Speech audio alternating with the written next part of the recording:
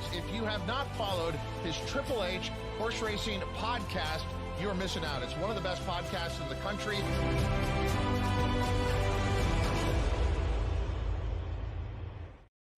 Good evening. Happy 4th of July weekend, viewers, listeners, and all of America. This is your host, Howard Kravitz of the HHH Racing Podcast. Thank you very much for joining us for episode 417 of Picks and Ponies this evening on a beautiful summer day, Thursday, July 3rd. We are here to preview Saratoga. It's their festival, 4th of July festival at Saratoga. We're here to talk about the fantastic late pick 5 they have going on this Saturday, July 5th. Please make sure you hit that subscribe button on the bottom right hand side of the screen, notification bell on the top right, and smash that like button below the video player. That'll send like-minded horse players to the HHH Racing Podcast. Of course, you can listen to us on Apple Podcasts, Spotify, and Anchor. Tip sheet still going very strong, around a $2.15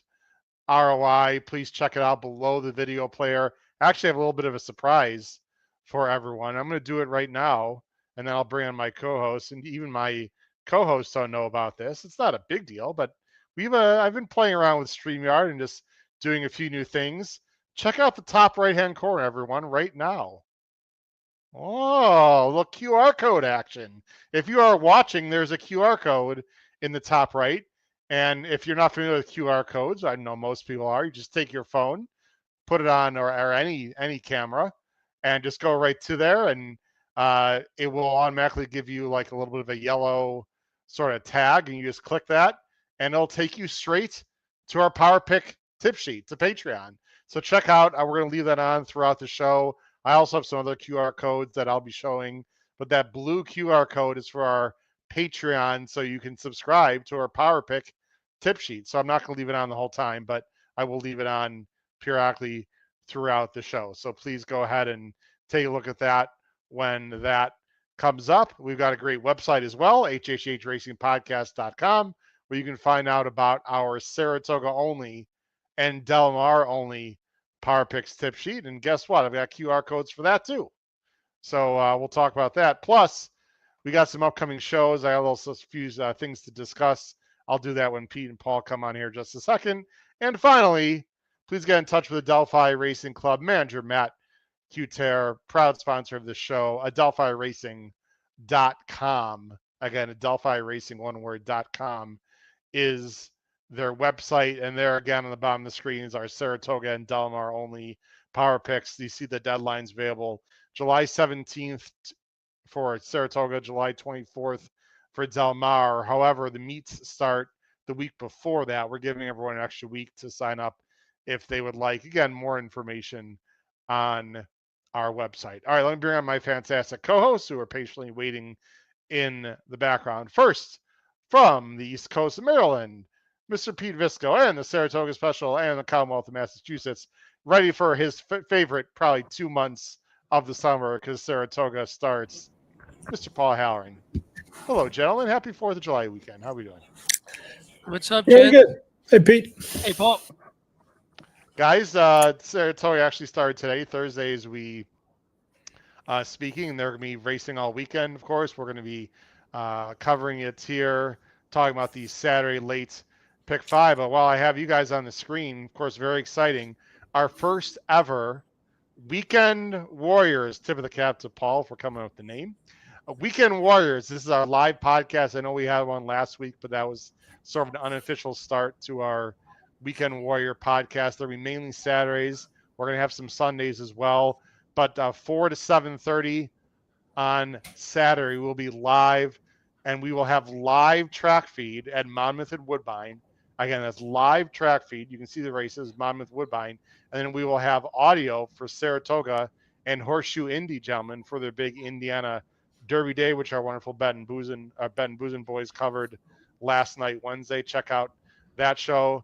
Paul, I believe, are you on this weekend, Paul? I can't remember the schedule now. No, I don't think you are, right? I didn't sign up, but No, you you're know, not. you never Okay. know. You never know what else. All right.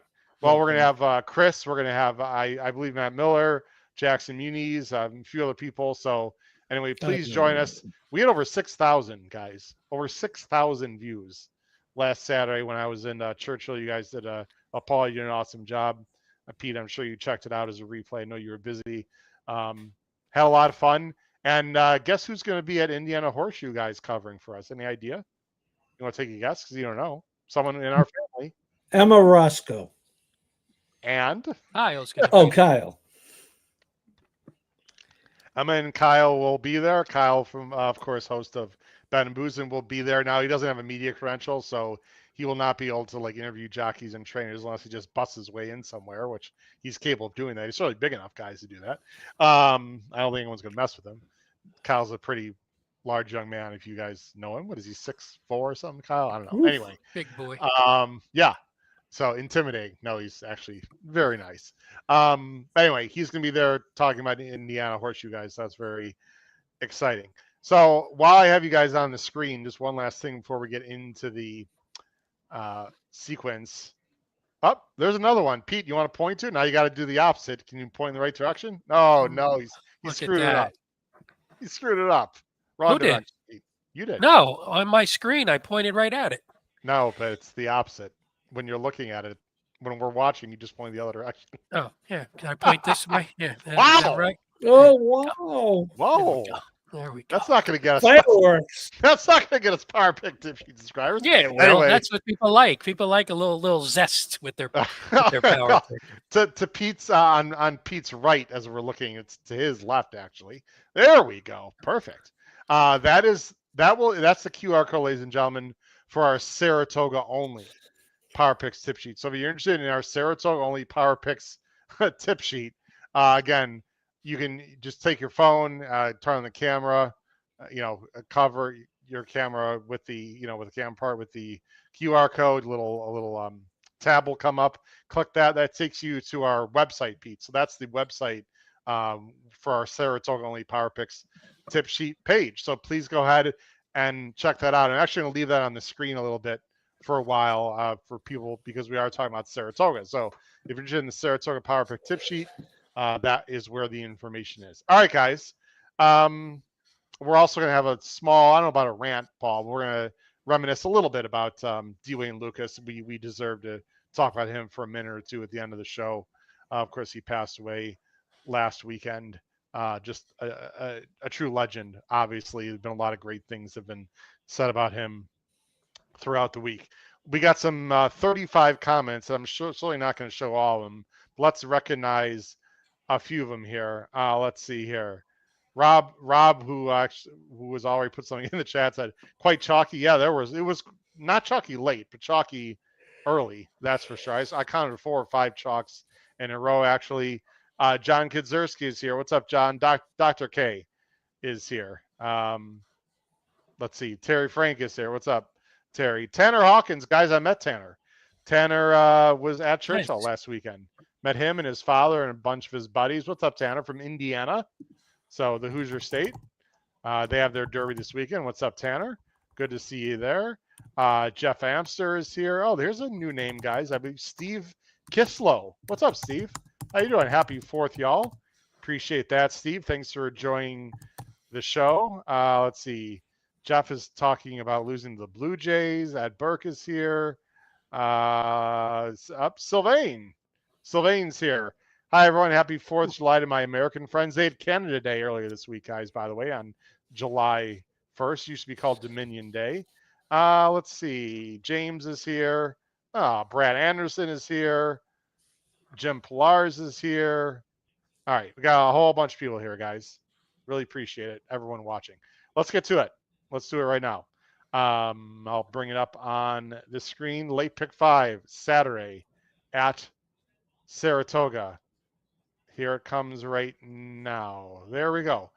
Race 8, gentlemen, is where it starts. And it starts with a turf sprint. Optional allowance 75,000, 5.5 furlongs. This is on the outer turf. Actually, I don't know if they call it the outer turf. Yeah, it is the outer turf. It's called the Melon turf course. 18 feet. Rails are out. We got a field of 9 with an AE as well. That is a main track only. Weather is supposed to be pretty good, so no concerns there at all. Morning line favorite is the number 7, and Terrace for Mr. Maker and Jose Ortiz. Let's see where we are going in the first leg of the pick 5. I'm going 7-8-4, so I'm chalking out. Paul's going 5-8-6. Pete's going 3-2-6. Wow, we are all over the map, guys. I mean, Pete's using 3 horses I don't even have in my top 3 and vice versa, and Paul has a variety of both of us. So let's go to Pete first. Pete, you're going to go Twisted Filigree for Mr. Weaver and Flavian. Yeah, it's never bad to start off with Pratt, which I tend to do when I'm on here.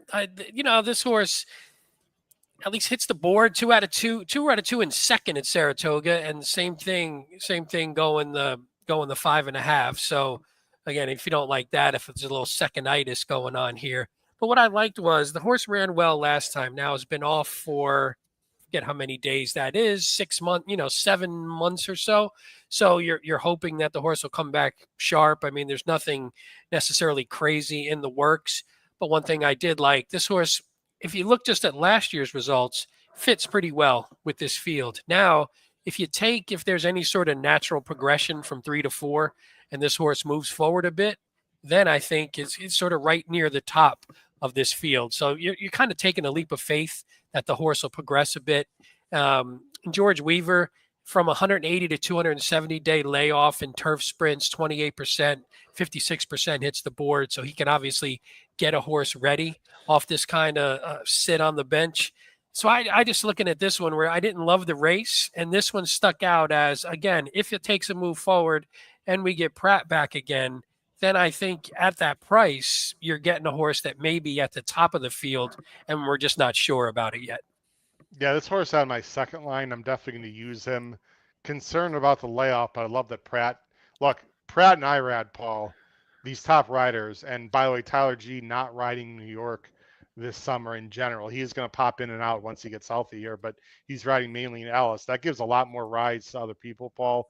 Irad and Pratt in general are just not going to ride horses that are going to be dead on the board or can't win. So to me, Pete, when Flavian jumps on a layoff horse, that is telling to me. That means I agree. That means, I mean, it's not him. It's his agent knows something. Weaver knows something. I mean, if it was, I don't know, you can name a generic rider out there, Chris Elliott, we'd be like, by the way, Chris Elliott is coming along, be a nice rider, but he's not Flavian, obviously. So I like that choice. Definitely has speed, and boy, with speed playing well today on the turf. Jeez.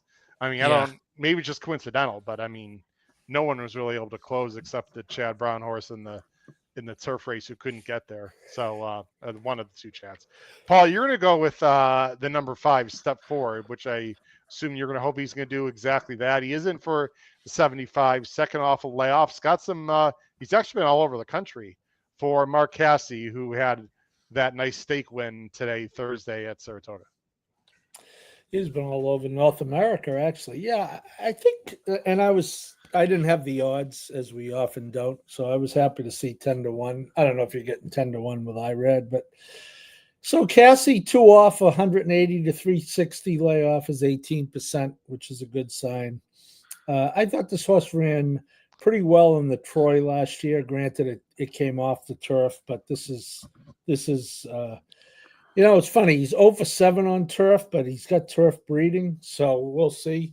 I thought he had some trouble in the stretch in the last race. Now, he ran 8th. I don't want to sound like an idiot. I'm not saying he would have won, but I think he had enough trouble that losing by 4 lengths, he could have been in the thick of things. And, you're getting Irad at 10-1, what you just said about Irad and Pratt.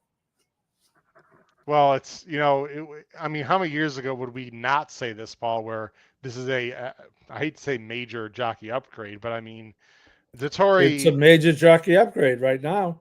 Yeah. There we go. I mean, he's not the same. Obviously, this is definitely an improvement. You are gonna have to pay the IRA tax. I don't know if we're getting 10-1 there, but no, he's got some lines that are really bad, Paul. So that is gonna help your price, right? 2 back and 3 back is ugly by the line. Well, he was over his head 2 back, and 3 back he might not have liked running up and downhill. No doubt about it.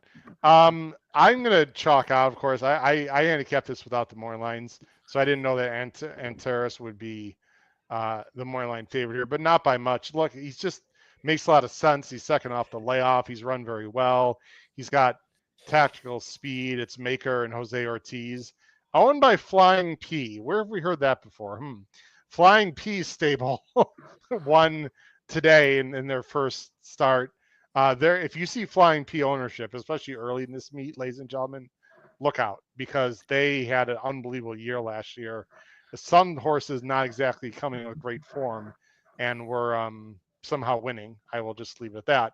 So anyway, this Flying Piece ownership group was very good last year, and I see no reason why the number 7 Antares can't run very well. We have the 8 in the mix. You and I, Paul.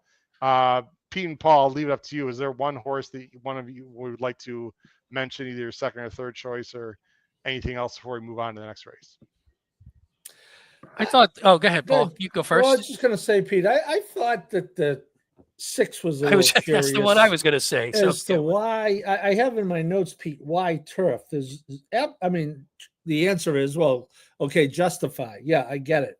On the dam side, there is not a blade of pedigree. No, not so good. Nope. Linda's 12% with turf sprinters. She's only 6% with turf first turfer. She tried to run this gelding on turf last time. It got rained off, so I think no one wins at a higher percentage on off the turf than Linda. I just thought it was curious enough to include a 12-1. Yeah, I'm curious to see. Maybe she thought, Pete, that she'd scratch into the spot, but she's in the main body, which means she intends to run on turf if it's on turf, right? So I'm curious to see if this one was kind of Linda sneaky. I'm gonna leave him in anyway, even if it's or if it comes off. I don't have to be MTO then, and maybe assures myself of getting in. There's a lot of behind the scenes mumbo jumbo with doing that, by the way. I don't really want to get into details, but it's an interesting spot, that's for sure, Pete. Yeah, it was, and I was with Paul where I was like, I guess obviously Justifies can pretty much run on anything and have been pretty good, especially in turf sprints. And I don't know, I thought at least the horse is in good form, and I think can be aggressive and can sit off maybe, or even go to the lead depending upon what I think the 1 will do, or wait, not the 1. Sorry, I'm thinking in order what the 2 will do. So I think could be in at least a decent position and set a nice trip. So if I don't know, if he does take to the turf for any way, then maybe just the form will kick in and maybe the sire side breeding. I did have a really bad stat. Linda Rice, you said 6%. I forget what you said, Paul, but she was 2 for 48 going turf to dirt at the allowance level as well. So that I didn't love that very much. But again, I just didn't like the field that much. So I'm like, maybe I'll take a shot and see if a horse can. But this is turf, Pete. This race is turf. Oh, I'm sorry. I meant dirt to turf. I just said it backwards. Sorry. Yeah, my bad. Yeah. I just want to mention. Yeah, that makes sense. But again, I'm just curious. As she did want to run him on turf last time. Yeah, so that was my. So at least they were trying, and then came back and figured, let's try it again. So you figure it wasn't like, oh, let's find a random spot or something. So you figure if you're going to do it twice in a row, then maybe there's some intent there. At least that's the way I was thinking about it. Yep, no doubt. The final verdict in this race is final verdict in number 8 for me. Guys, I just want horses that are forward in general. Not because of the way the turf plays today, but just in general in turf sprints. I want to be forward. Final verdict is, again, very logical, very tactical. I don't mind the outside post. Very talented Florida bred. Again, I'm not throwing out anything creative here in this race. I'm going a bit chalky here, but I'm going to be spreading. I got 6 horses, and that doesn't even include the 6 guys. So we'll see. Again, if you're just joining us, thanks for watching HHH Racing Podcast.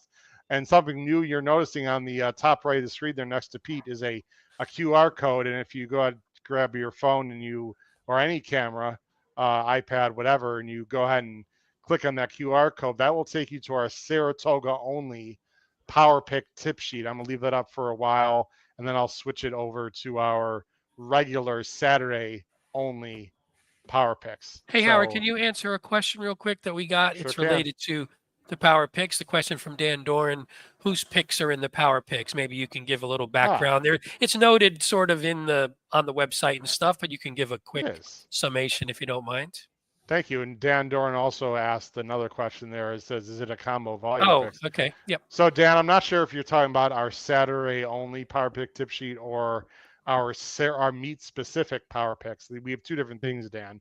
Our Saturday power pick tip sheet, Pete and Paul and myself, we all have ABC grids that we put in there. It's basically our prediction of the races in the late pick 5 for 2 tracks, sometimes 3. And then I personally write it myself. And then I give about 6, 7, 8 spot plays at those 2 or 3 various tracks. The Saratoga only power pick tip sheet is going to be mainly written by everyone you see here on the screen. We're going to be alternating it basically, and that starts next Friday. Those are Friday, Saturday, and Sunday, and we all write those. Myself, Pete, and Paul, we trade off authoring those. So I think that pretty much covers it, right, Pete? I would assume. Yeah, and Delmar, if anybody's interested, I know we're talking Saratoga. Delmar is mostly Noah, who is the host of Pacific Horse Players. Right. So the host of Pacific Horse Players. So Noah will be writing mostly the Delmar only power pick. So it all really depends on which ones you're interested in. But it's a combination of folks. But Howard does the standard mostly, like he said. Jeff mentioned the situation with the rails. Yes, the rails were at 0 on the inner. They were at 18 on the outer on the melon. But I mean, they were both speed. I mean, everything is fresh and firm. Obviously, right. Jeff. Well, with the firm, I don't know, but everything's gonna be fresh. They haven't run on it since Belmont weekend, right? So anyway, very interesting to pay attention to that. All right, let's go ahead and move on, guys. Let me take off the banner here. Let's go on to race 9. Race 9 is an allowance race, optional claiming 45 for New York bred, 7 furlongs on the dirt, field of 8. We do have a first-time gelding with number 7, Russian Realm. Morning line favorite, our co-favorites. No, I'm sorry. It's a number 4, I'm Wide Awake, Norm Cassie, Louis Saez. This is a very speedy New York bred. Let's see where we're going here in race 9. I'm going 7-6-4. Paul's going 4-5-7. Pete's going 2-4-7. What we're seeing here, guys, already in our first, I guess, unofficial Saratoga show, although the meet technically doesn't start the full summer meet until next week. This is just one of the, sort of a July 4th kind of festival. Is these races are hard. I mean, we're always seeing more variety in the first 2 picks than we've had at some of our shows all together here. So let me go to you first, Paul. You're going with the 4. I'm Wide Awake. This is a very fast horse that will probably be near the lead in this race. Yeah, I like this horse a lot.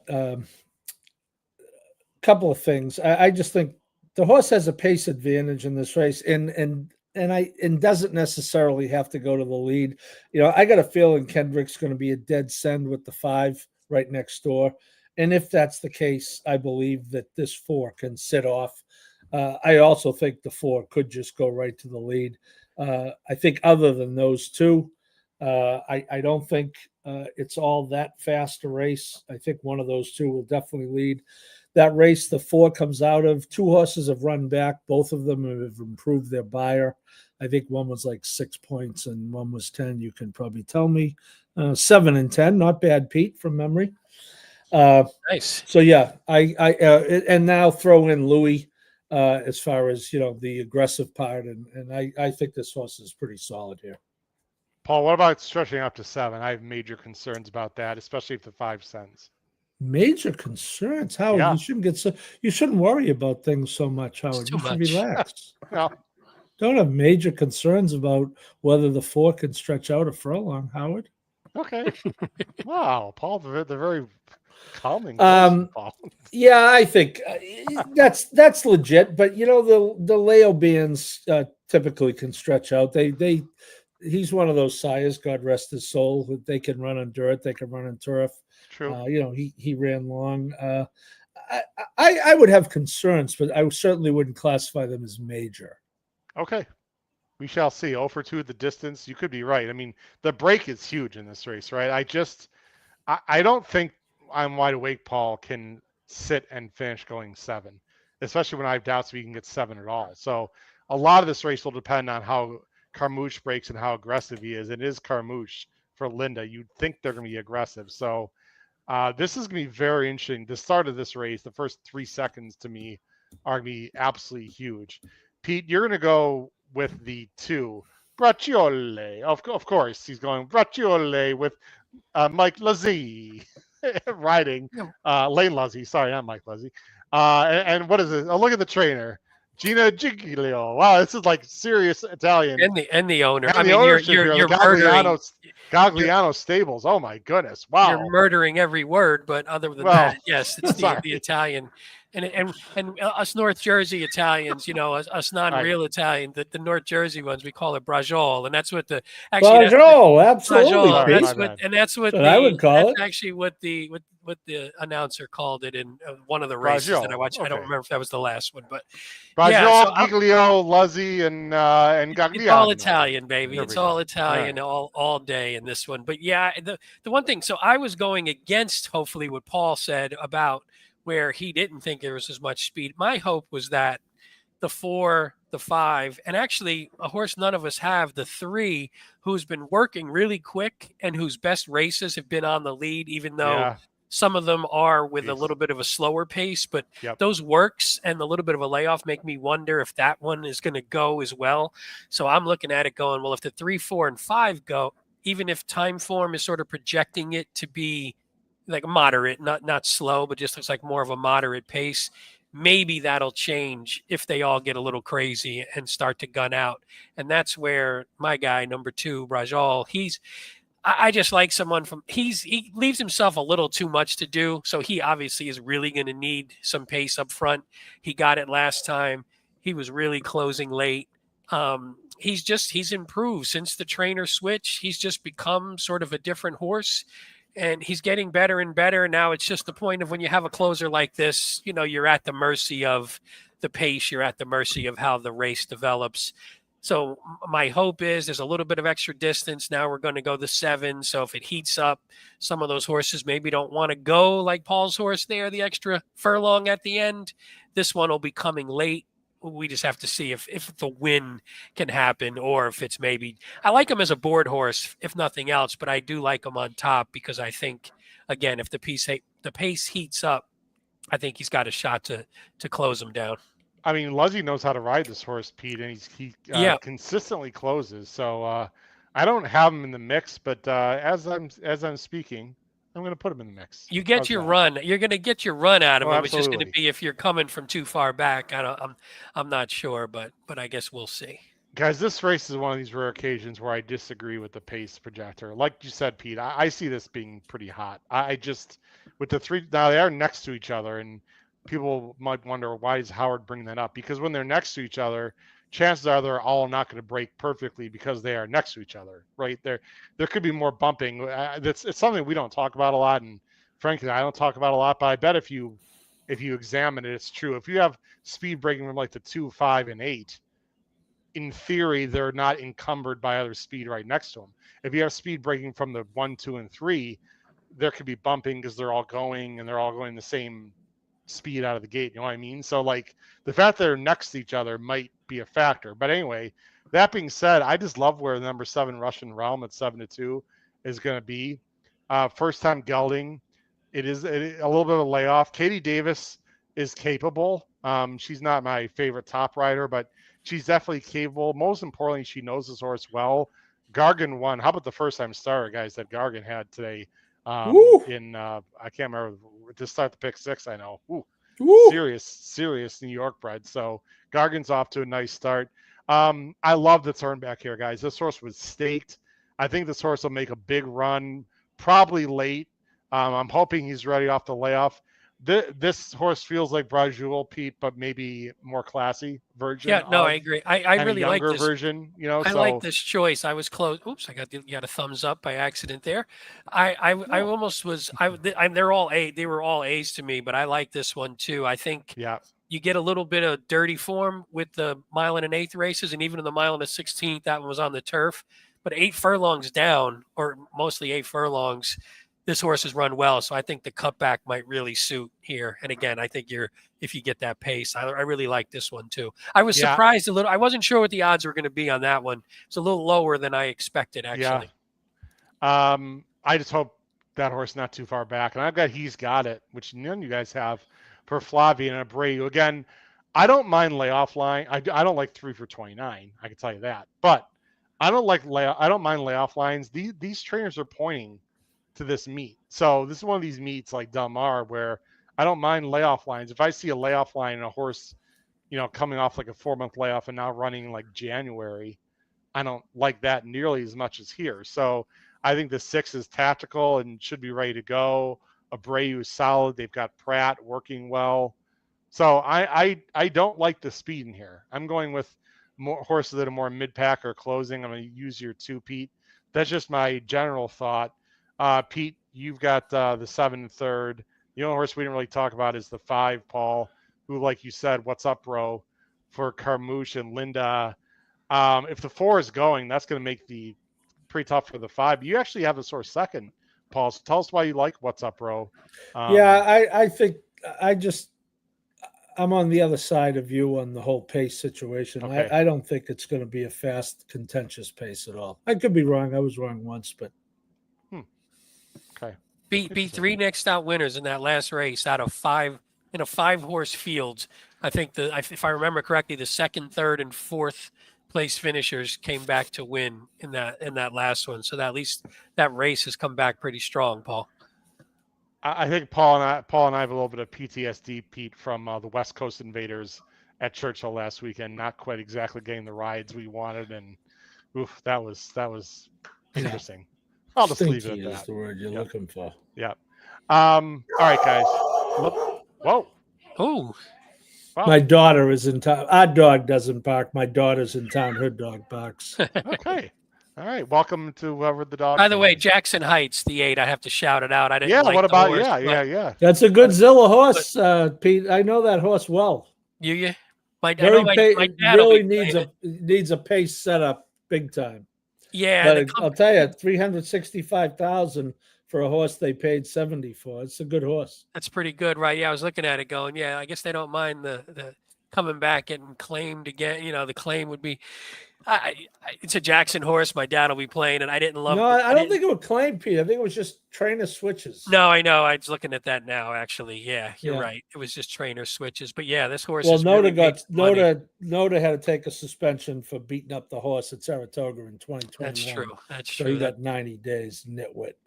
And then they had him with actors. Ilke Cantamachi is I want to say cousin to Mirtcan, who retired.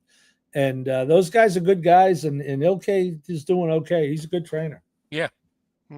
Interesting. All right, guys, let's get in the stake portion of the card. There's 2 stakes on Saturday, and one of them is the Kelso. It's a grade 3 on the turf. $175,000 is the purse. It's on the inner turf. The rails are all the way down. What does that mean for everyone? Because we haven't really talked about Saratoga that much, guys, for obvious reasons. What that means is it's very tight turns. That means in theory you should be able to come up the rail, and there's more time to come up the rail. And some people think speed plays better when on the inner than it does the melon. I would tend to agree with that in general. But I would agree with that a little bit less until the turf gets really firm, which I guess it is pretty firm because if there's no rain, because they won 133, I believe, in change. Classic O, is that the name of the horse that won today? The stakes. Classic Q. Classic Q. I knew it was one of the letters. One of the letters. Classic Q. So we're going to see a pretty hot, contested. I don't know about contested pace. We're going to see fractions that are going to be lively. Again, mile on the turf. This is a field of 8. There are a bunch of MTOs. I don't think they'll be getting in because this should stay on the turf. So field of 8. Moorline favorite is number 4, Donegal Momentum, for Tom Morley and Javier Castellano. You can see the rest of the field, ladies and gentlemen. This is very competitive. Let's see who our picks are in this race. Ooh, Pete and I are the same. Okay. I'm going 2-3-8. Paul's going 3-6-1. And Pete's going 2-4-8. So let's go to Paul, who has a horse different than us, although I do have Paul's top choice in second. Paul's thinking big. Think big, Paul.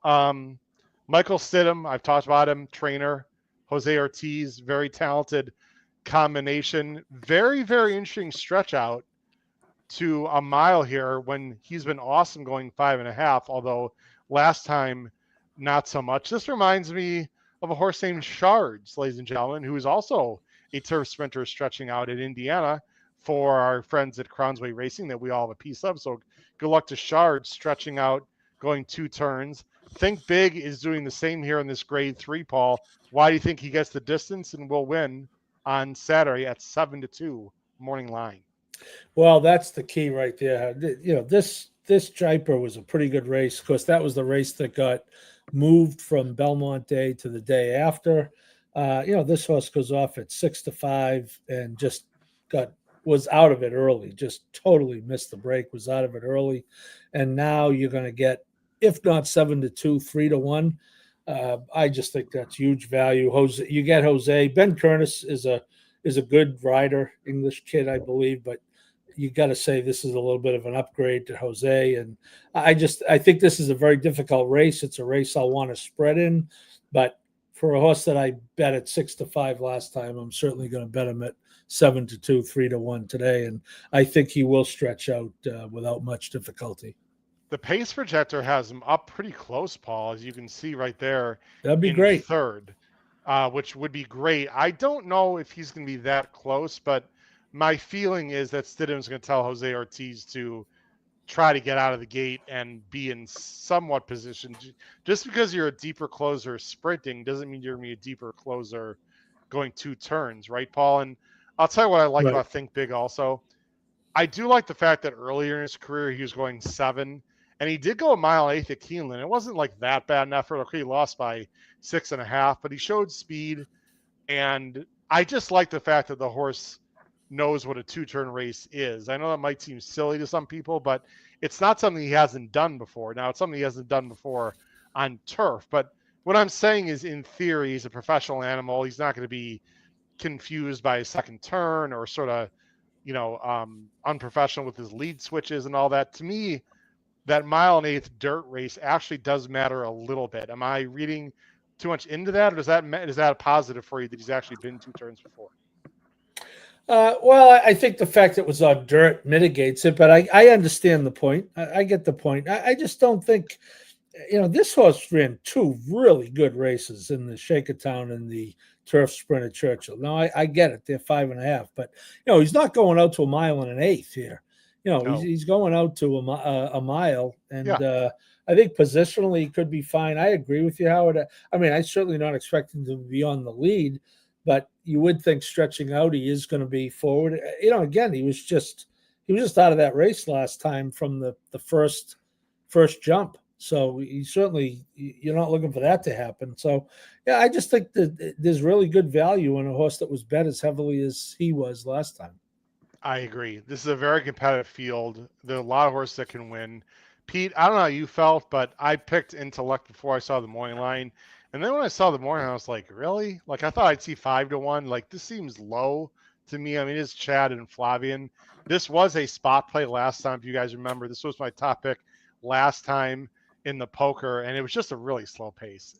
But his close, we're going to show his final furlong, Pete, was ultra impressive. Let me just go and show that the last race, Donegal Momentum's on the lead on the 8s. Intellect is in last, Pete. So when you think of it that way, it's really amazing when you watch the stretch run here. Donegal Momentum got away with Murder. You see Intellect in the back of the pack there. I mean, look how far back he is. Into a 48.5, which is slow. Now, he did save all the ground here, Pete, and he got a very good trip. This is just a very good ride.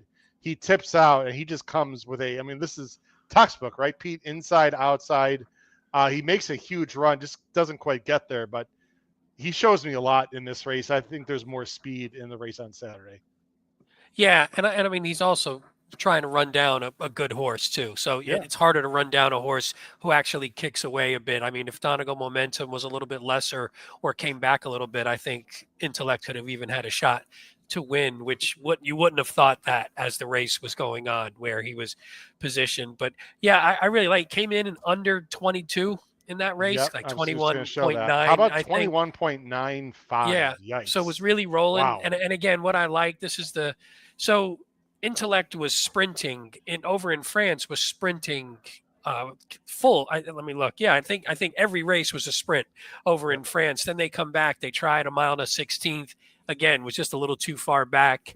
Then the last one at the mile. I think at least the mile is probably I think the right distance for this horse. And again, I think Pratt maybe knows now, shoot, I just need to have him a little bit closer, or hopefully we get a little bit more pace up front and they're coming back to us just a touch instead of like last time. Like he'll be running down the same horse who I'm assuming we're going to talk about maybe next because it's the favorite is Donegal Momentum. I mean, Yeah. hopefully though Donegal Momentum doesn't get that clean of a lead, but he could, and he's really good at this.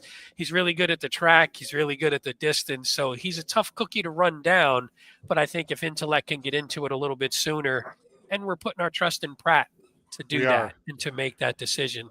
I think Big and Arzak will be breathing on him at some point in the race, not maybe early, but that's like what I'm hoping on the turn and just soften. We talked about this with a horse is going to come right? up on him at least a little bit. Yeah, someone's got to get to his flank at some point, or I think we both would agree we'd like to see Flavian be a little more aggressive out of the gate and maybe have Intellect mid pack instead of.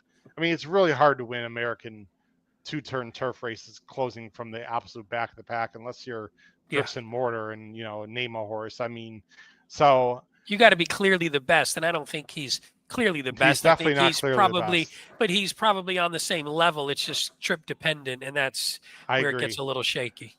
They don't have win for the money. I don't know what the pace projector. I don't know what Dylan Davis and Mark Cassidy. Doesn't this horse have to be up close, Pete? I mean, he's breaking on the outside. Dylan likes to save ground. He has, right? Yeah, he can be aggressive. I mean, this horse has got to be going to some extent. I just have a hard time believing they're going to let Donegal Momentum just walk on the lead again.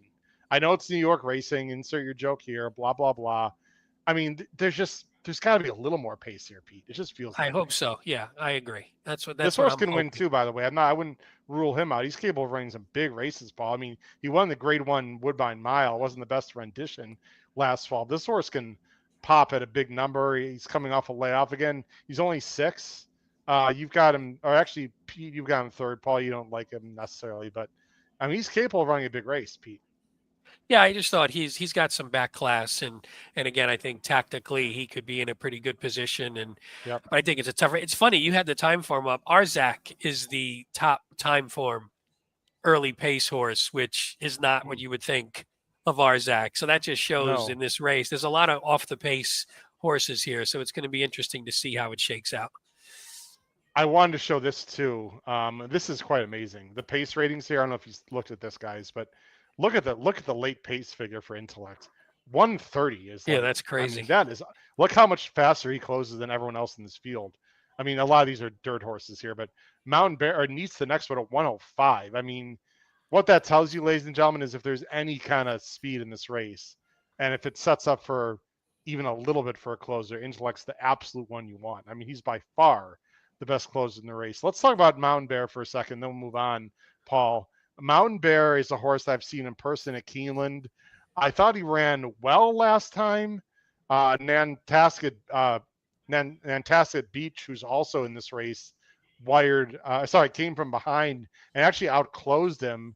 I feel like I should like this horse more than I do, Paul. I don't know. He's got some back class, but I didn't really think he had much of an excuse last time. It was off a layoff. Interesting that Victor Espinoza is now riding for Wesley Ward throughout the country.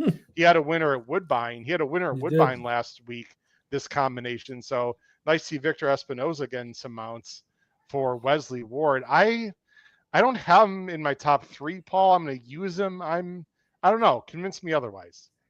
Well, I just think he's dangerous. Again, here's a horse that a broken record. A horse who was 6-5, 7-5 last time. Thought he ran well. I think Nantasket Beach kind of came over the top and went by all of them. Yep. I'm more inclined to bet him coming out of that race than Nantasket Beach. Okay. You're right. Espinoza had that win at Woodbine. I think he went wire to wire on a horse. Yes, fantastic again.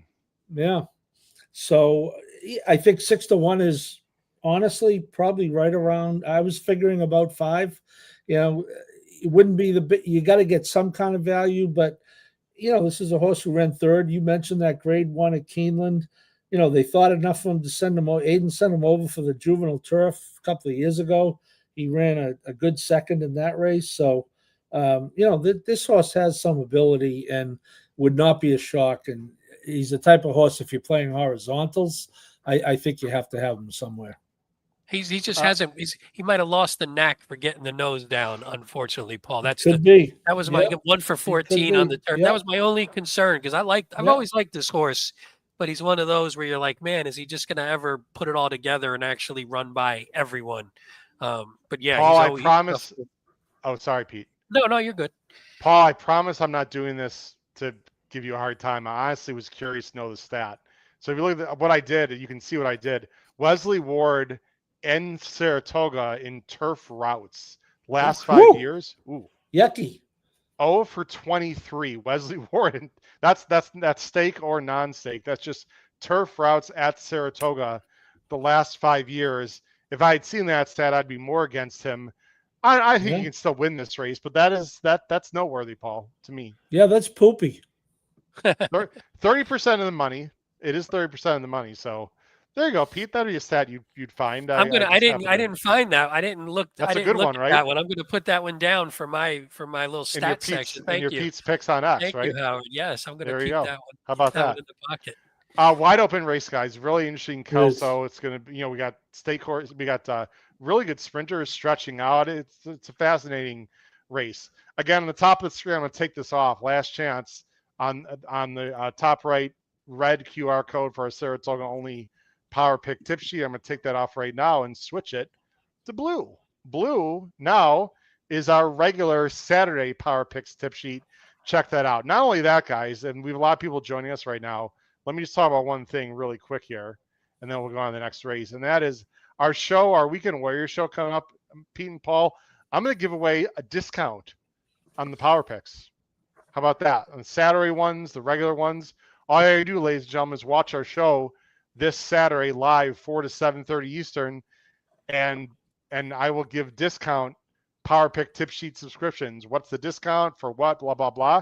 Well, you got to watch and find out. But hey, we're giving the money away. It's 4th of July. The fireworks are going to be not only in the air, they're going to be on this show as well. So check that out, ladies and gentlemen. Let's go on to the race 11. This is the grade 1 of the day. It's the Belmont Oaks Invitational. It is for the girls. Bring it up on screen. They are going 1 mile and 1/8, $500,000. It's for the 3-year-old girls. And there she is. Remember we were wondering, Paul, where that element was, that gaseous substance? There it is, nitrogen. The number 7, 4 to 5 morning line, facing some very nice other horses. A bunch she's already beaten, some she hasn't faced yet. Nitrogen again is 4 to 5 in this race. Interestingly enough, gentlemen, no foreign invaders here. No foreign invaders in this race for the girls. There is one for the boys, which is tomorrow as we're filming here, Friday, 4th of July, the Belmont Invitational for the boys. There is a Euro. I think the name of the horse is Luther, coming in from Europe, but there's no European girls in this race. Let's go to the banners. Let's see who we're going with in race 11 on Saturday. I'm going 5. Nope, that's not right. That's not right, is it? No. Well, since Gino's not on the show, that's probably not correct. And there's not an 8 in this field, so it might. Other than that, it's right. It might be hard for the 8 to get second. And we're picking nitrogen. Horses. Don't worry about it. There you go. I think this is it. I don't know why I have. Are those No, that's not it either. Okay, nope. I'm sorry, everyone. I don't know. Interesting. I don't have them up. I don't know why I thought I typed in everything. Okay. Well, that's all right. I know why. No, I know why. I'm in the wrong. I'm in the wrong place on the right side of the page. I greatly apologize. There we go. Oh, we're not picking nitrogen. I'm sorry, Pete. That's okay. I didn't want to spoil it with. I was waiting for our host. Sorry, guys. Post the banner there. I'm 735. Paul's 764. And Pete is the outlier. He is going to go with Fionn. He's going 5, 7, 4. Pete, talk about Fionn for Cox and Flavien to upset Nitrogen at 5-1, coming off a victory, if I recall. Yes. Well, hold on real quick. Somebody, Sylvain, I didn't want said the banner said 4:30 for the live show Saturday, not 7:30. It starts at 4. It starts at 4:30, correct? No, it actually starts at 4. That till might have been an older 7:30, right? banner. Okay, I'll fix that, Sylvain. I didn't notice it, but just wanted to put that out in case that was correct. No, it's correct what it says. That's correct. Yeah. 4 okay. to 7:30. Oh, there's the 4, Sylvain. The 4 is just hard to see. 4 is but over it's here. 4 to 7:30 for anyone Yes, who was there you go. confused by that. Yes. But yeah, Fionn. So I mean, obviously, Nitrogen. You guys can talk about Nitrogen. She's the best. She's probably the best 3-year-old dirt or turf in the country. So I said probably or maybe. I'm saying Let's take a deep breath on the dirt. But go ahead, Pete. who's better? Well, I'll get to it when I talk about it. If they're gonna, let me just say this: if he's gonna run this, if they're gonna bet this horse in the Alabama off that. Oh, I didn't say no. I didn't slot. say would run on the dirt the best against the dirt horses. I just meant maybe the best in terms. Well, actually, of Pete, they're considering it. I know they are. But and I hope he does. I hope he does too, because I think she'll be one of the great bet against of the meet. Or she'll win, and then she'll just be easily the best 3-year-old. But based on what? The race in the slop with 5. Oh no, that wasn't what I meant either. I just meant as far as 3-year-old fillies go, she might be better at what she does than anyone pure on the talent. Maybe most talented, maybe is a better way to put it. Yeah, he is good. But she's going to lose. And here's why. 5, Pete. And here's why she's going to lose, though.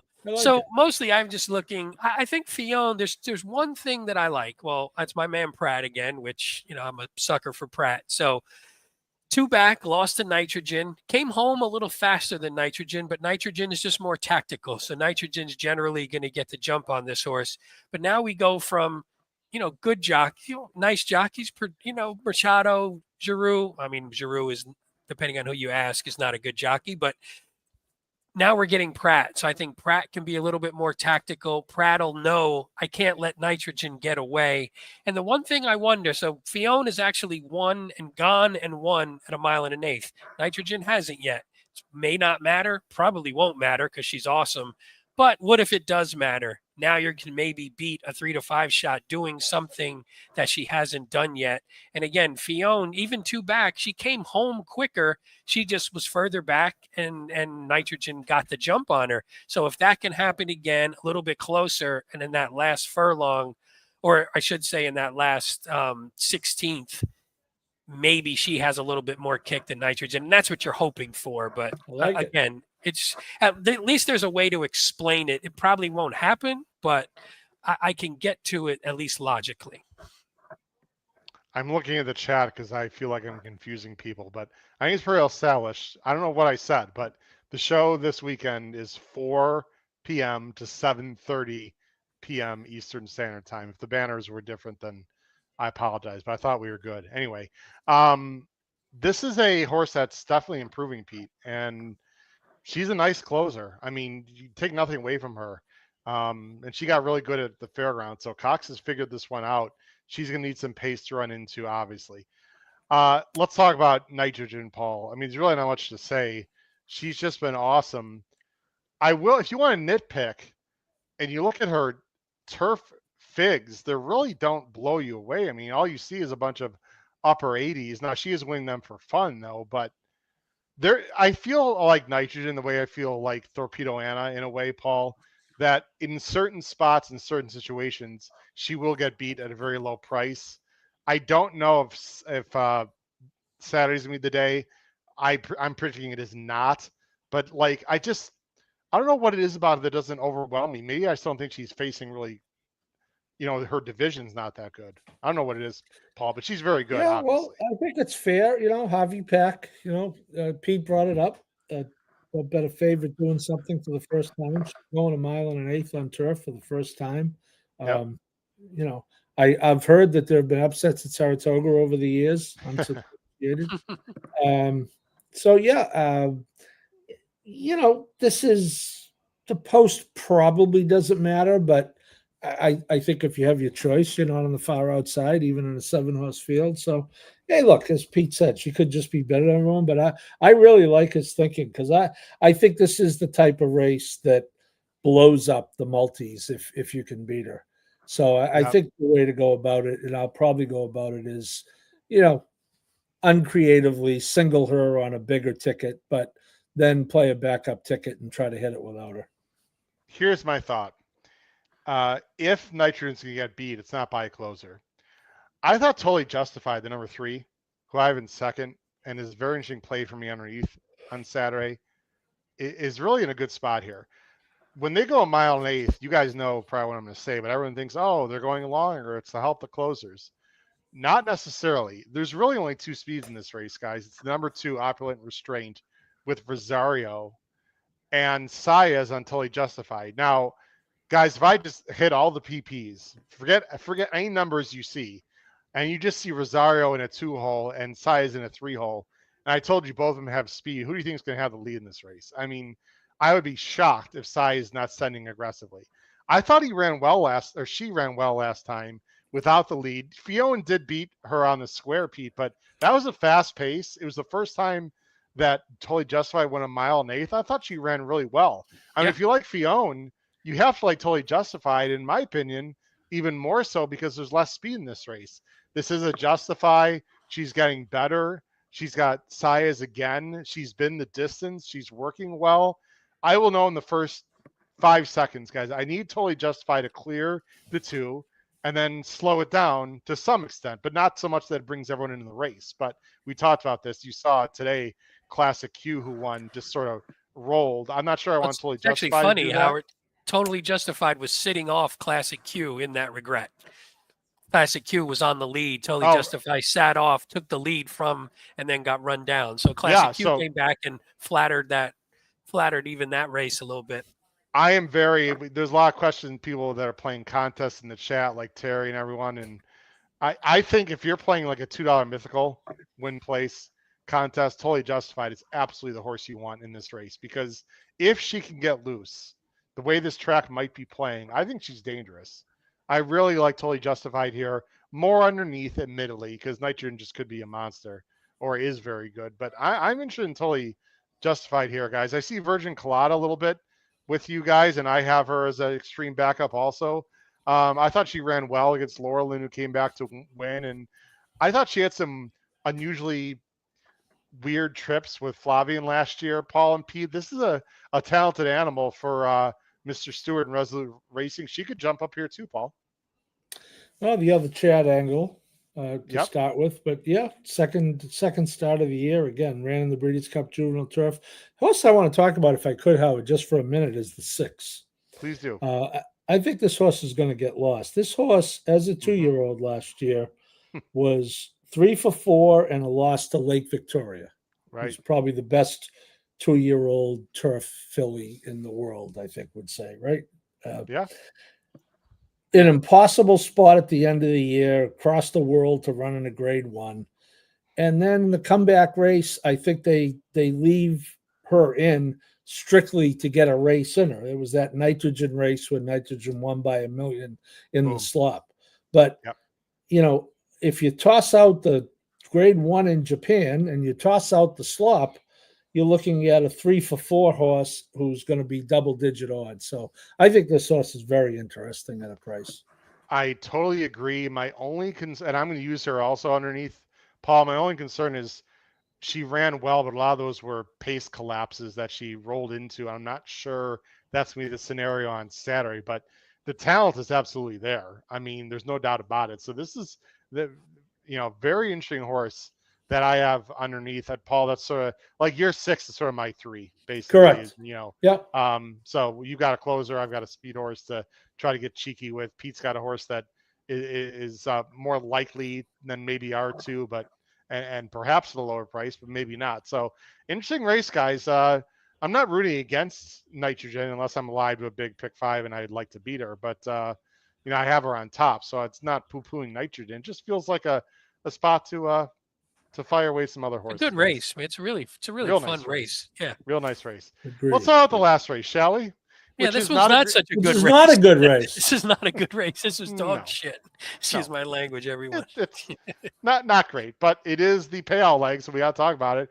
Main 30 on the dirt, 6.5 furlongs for the New York Reds. Nice big field of 11. There are geldings to report. The number 1, Renew the Blue, and Solo Mio. They are both now cut. Morning favorite, pretty heavy one. Number 11, great name. Captain Jack Sparrow. Wow. All right, for all you movie buffs out there. 9-5, Maker and Ira. Let's see if we're chalking it out in the last race. Well, 2 of us are. I'm going 11-10-7. Paul is going 7-11-6. And Pete's going 11-10-6. Pete and I have the same chalky exacta. Paul, I took a look at Solo Mio pretty carefully because I do like drop downs, main special weight into main claiming quite a bit. It's an angle I like a lot. I don't want to steal your thunder. The source is 10-1 morning line. Donk and Saya is very interesting. And if you're right, Paul, and you're playing a pick 5, which I'm sure you are, this will really blow up the sequence because you know a lot of people are me singling the 11 Captain Jack Sparrow here on the end. Honk if you love donk. That was exactly. that was a bumper sticker back in the day. Yes. Well, again, Howard, I'm looking at it like this. This horse has run with this company once and ran a decent second, went to the lead, got caught. The race from this maiden special that he was in last time, 6 of 7 horses out of that race improved their buyer figure in their next start. Wow, look at that.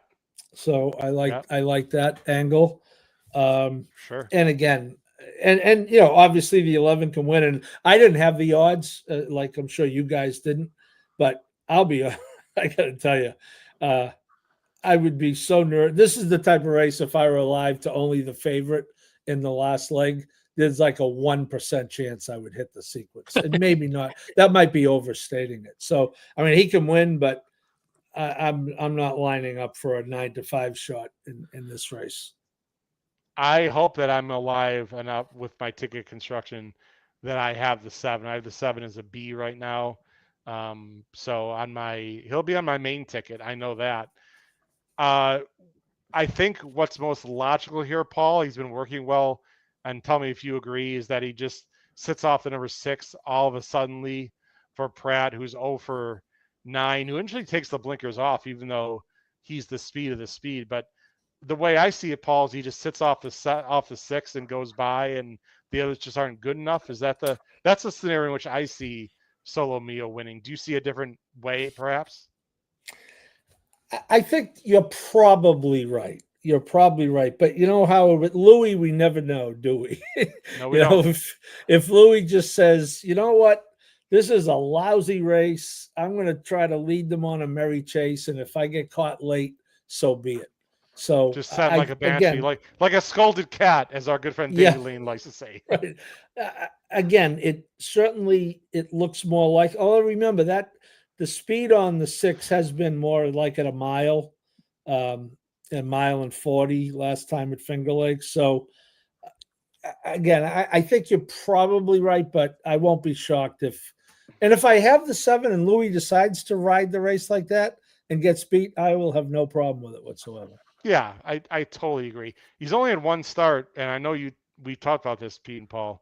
It's important to note for handicappers, especially those are younger or less experienced.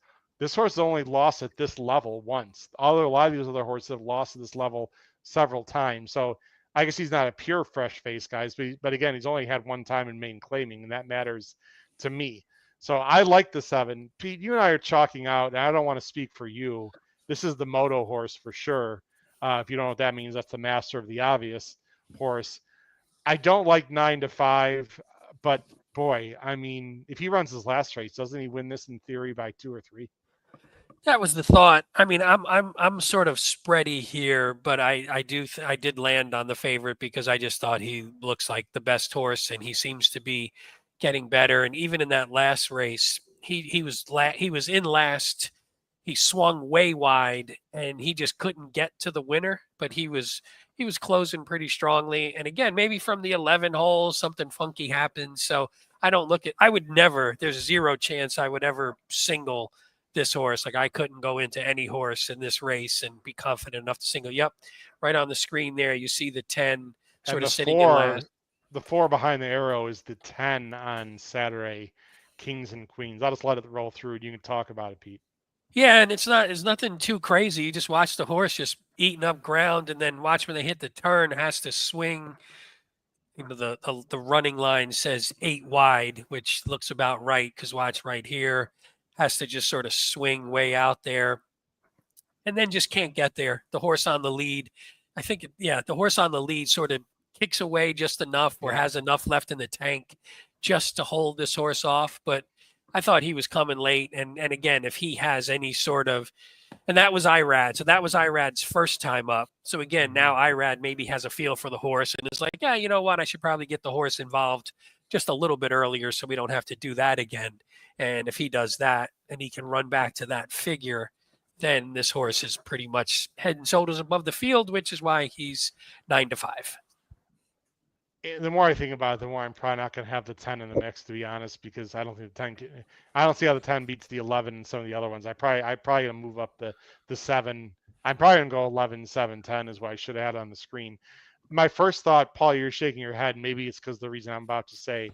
At first, I thought that Captain Jack Sparrow guy sort of hung, but then when you look at Teote, who he was chasing, this was a horse that was dropping down from main special weight and ran a 69, which would tower over this field. So I think the 5 just in that race, Teote, just ran a big race. I don't really think the 11 Captain Jack Sparrow hung.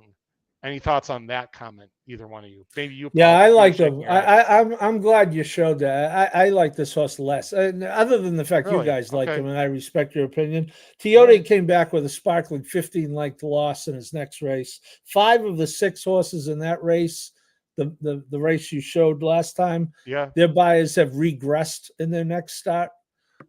This is going to be the favorite on the far outside in this way. I'm really against this horse, so he'll probably gallop Pete, but I don't want any part. I guess of this. I'll use him defensively, obviously, but I don't want any real part of this horse. My only thing is, Paul, because Teote went up a little. He did. I think Captain Jack Sparrow staying at this level is what I could see if you were right. If we went, because I don't think these horses are any good. I just think that's the problem, is they're not all that great. But again, if you're relying on a horse who's going to be coming from the back, that's not like a top-notch horse, it's tough, especially from that post. So you can beat a 95. Other than if you take Teote out of the mix, 4 out of 5 stayed at this level and had their buyer go down. Yes, that is true. I will say that's why go ahead, Howard. Well, these are great. I hope people appreciate these conversations. We love talking about this. You're absolutely right, Paul. He did regress to a 58, but doesn't a 58 buyer win this race? I mean, he regressed in his last time, but that's like a grade 1 field compared to this field that he faces. So to me, it's not negative that Teote ran worse in his next start. You almost figured that he probably would, just because he was going up in class and still ran a 58, which would probably win this race on Saturday. So my feeling, guys, is Irad's not going to be as far back. At least I hope he's not going to be as far back. Is this 7? What's the distance here? 6.5. Okay, so the more I think about it, the more I might just take a chance with your 7, Paul. And I just want to throw one more horse out there, guys, and then we'll wrap up the show here. I know the 5 looks ridiculous at 20-1, but there are not a lot of horses dropping on a main special. And what if the number 5 just isn't really a turf and a sin horse? I know what you're going to say. Well, what about his first 2 starts when he was on dirt? Well, he was a younger 3-year-old at that time. Maybe just wasn't any good. So I'm not saying I love the 5. Don't get me wrong. I'm just saying, like, wouldn't you rather play around with the 5 at 20-1 like than the 10 who who he is and he's like 7-2 and right? These just one of these races, weird stuff happens, guys. So I don't want any part of the 6. I don't really want the 10. I mean, there's just aren't a lot of options other than, to me, the 7, maybe the 5, and the 11. That's how I see it. I think you go to the 6 is the one that I think you go to, only because of, look at the jockey. I mean, you're going from Elliott to Pratt on a horse that could just get on the lead, and could Pratt just walk this race around the merry-go-round, and then you're sitting there going, oh shoot, Pratt just closed out this pick 5 at a half decent price that I you could have guess had. this horse is just no freaking good though. I mean, I mean, but 3 back at this level, runs second with a 61 buyer. Yeah. Two back was in the lost to Captain Jack's. The one thing I did like, you normally like this. That horse was going a mile 40, 7 furlongs a mile. Now we're cutting back to the 6.5 with Pratt. So that was the reason. Like, I agree with you. I don't think the horse is all that good, but if Pratt on a loose lead potentially could be interesting to me. How about, why don't you read that P at the bottom from Jim Pilaris? I would Jim Pilaris. I would probably bet Paul and Pete in a horse suit rather than Captain Jack's. Wow. Same suit or 2 different ones? We need to know that.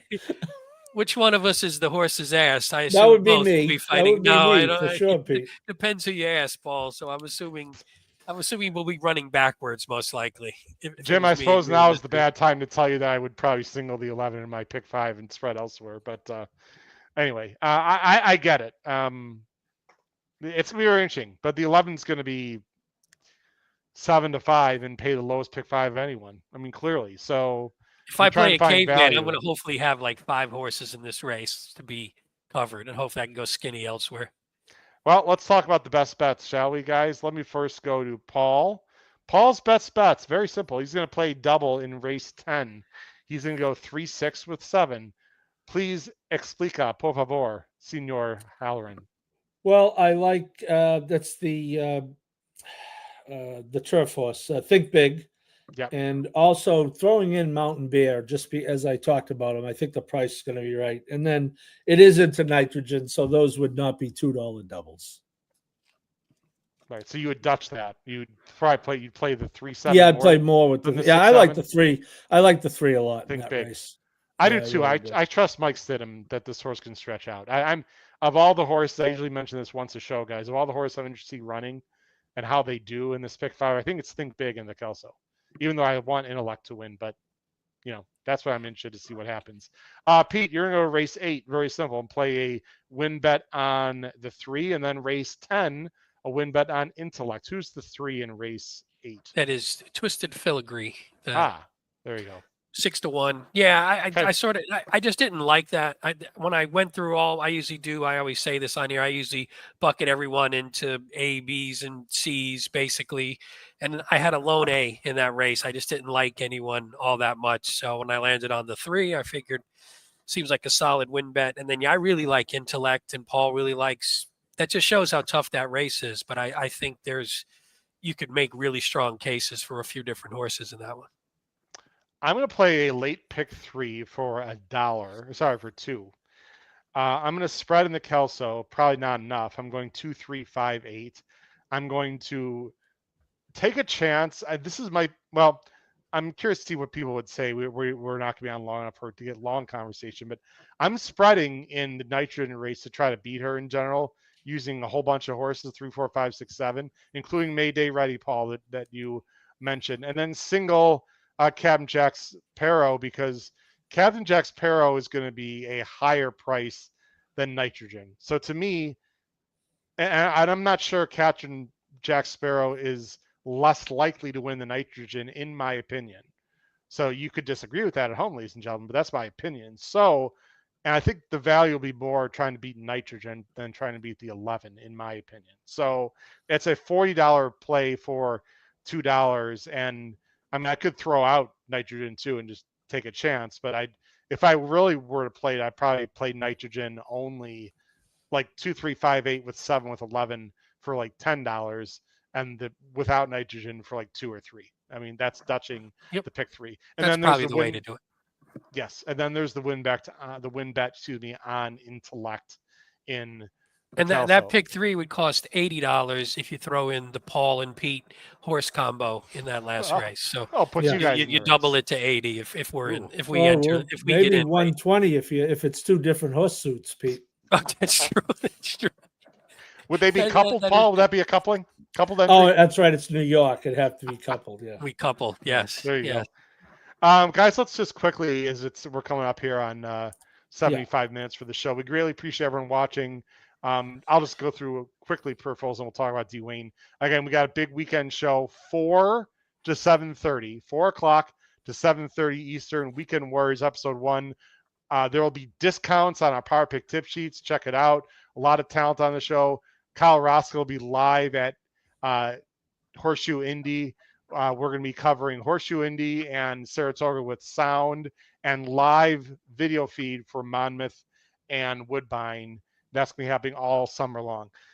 Gentlemen, let's just very quickly, Paul, I'll have you go first, talk about Dwayne Lukas. Unfortunately passed away last weekend. Just an absolute legend. Is there a particular race, a horse?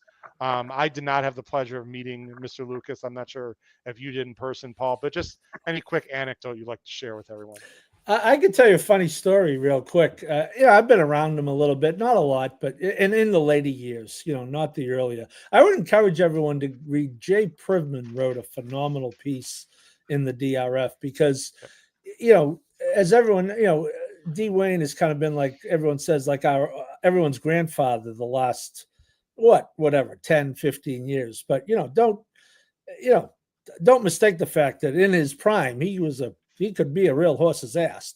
Speaking of horse suits, I mean, he could be really difficult. Now, he changed the game. I love him. But anyway, so I was down at Parks to cover the Pennsylvania Derby, to work the Pennsylvania Derby, actually. And I was going to meet someone at the hotel to do a story on the Smarty Jones documentary. And then he walks to the hotel lobby. This is Friday afternoon, the day before the Derby. So I said, oh, shit, I got to go over and say hello to the coach. So I went over and introduced myself. And, it was a little small talk about the Derby. That's when I asked him what he thought of Seize the Gray. And he said, well, he basically said, I think he's going to go to the front. And I said, well, Coach, let me tell you something. The way this race shapes up, in my opinion, if he goes to the front, he's winning. Of course, I didn't have him, to my credit, Pete. That's how stupid I am. Of course. But the funny part of the story was, of course, the one weekend a year, every backstretch is tight security on their big weekends. He said, he goes, I had to come to the hotel today because when I was going on the backstretch the other morning, the guy made me give him my gun. He goes, so I had to come and meet him here today. Obviously he was licensed to carry the gun, but he traveled with a gun, and I guess he was heading on to the backstretch, and they said, no bueno to go out. So he had to meet the security guy in the hotel on Friday afternoon to repossess his gun, which I thought was a interesting story, but really, really good for the game. Overall, the first super trainer, the first guy to have horses all over the country. I think it's a great loss. I agree that we probably won't see the likes of him again, and we're lucky to have him. He was 89 and on horseback, up until a few months ago. Pete, you and I are basically the same age, and I think our love for horse racing probably around the same time in our teenage years, maybe years before. I was a little bit late to the game, but when Dwayne was sort of at his height, that's when I was just starting interested in horse racing, sort of the late 80s, mid 80s, and then into the 90s. Any thoughts you have, Pete? Yeah, it's funny because the way Paul mentioned it. So growing up, when I paid a little bit more attention to the people side of it, I hated Dwayne, like sports hate, not human being hate, right. Sports hate, like you would hate any athlete or whatever. And if you're going to use that term, and he was always like he was just the guy I didn't like. He was sort of the brash with the hat, he was the cowboy with the hat, and he was brash and stuff, which normally I actually like, but for him, I just didn't like. So for me, that's the thought I had of it. And I was looking back when someone passes, and we've talked about this on a couple of shows, I look back and like, what were his horses? Which were his best horses, if I can't remember all of them? And I was looking back and going, a lot of the horses were horses I didn't like either. And I, as a fan, and I was against a lot of his horses. So, and I'm sure they went hand in hand. So I looked at it that way, where in my mind, he's still that person. But the way you look at it, the thing you do like about him, it's a person who, like Paul said, he's in his upper 80s. He still had tremendous passion for the game. He still was there, he's there first thing in the morning, and he runs his horses, which is something that we all love. Like he's, Dwayne's going to be in the race. He's going to have a horse in the race, and you respect that. So again, to me personally, I think of him as the old Dwayne, but you respect the fact that right until his last week, he was still doing what he loved and what he was great at. Yeah. And he did that until he took his last breath, basically, which you have to respect. And again, it's the trainers are going the other way, where they're running less and they're, it's a little bit more cookie cutterish in certain ways, personality wise. That was not Dwayne. And I think that's probably one of his lasting memories. Yeah, he's not afraid. He was not afraid to run his horses. And I mean, he's passed on his character traits to Dal Stewart and Todd Pletcher, and just his tree, Karen McLaughlin, his tree is just, and his branches are unbelievable. I'll just give you this anecdote.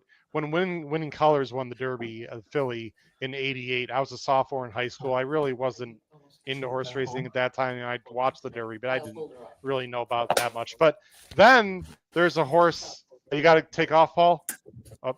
No, I'm good. I'll Okay. travel with you. Oh, okay. There's a horse called Dance Floor, and everyone's like, "Who's Dance Floor?" Dance Floor finished third.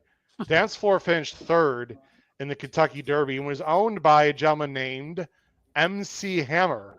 Hammer Time. Oh, that's right. That's right.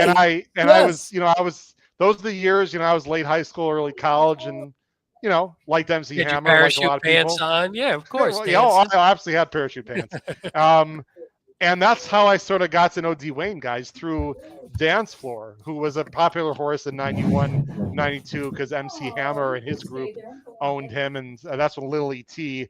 won a not very memorable 1992 Kentucky Derby, but Lukas trained the third place finisher owned by MC Hammer's group, Dance Floor. And that's how I sort of got to know Dwayne awesome. indirectly. I saw a tweet from MC Hammer when he passed.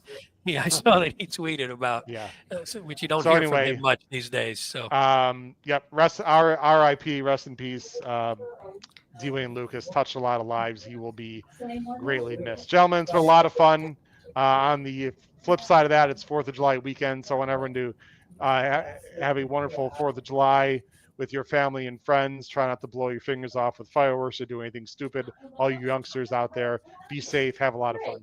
For my wonderful co-hosts, Pete Visco and Paul Halloran, this has been your host, Howard Kravitz, episode 417 of Picks and Ponies. Check us out on Saturday. Crush your bets at Saratoga this weekend. Take care, everyone. Have a great night. Bye-bye.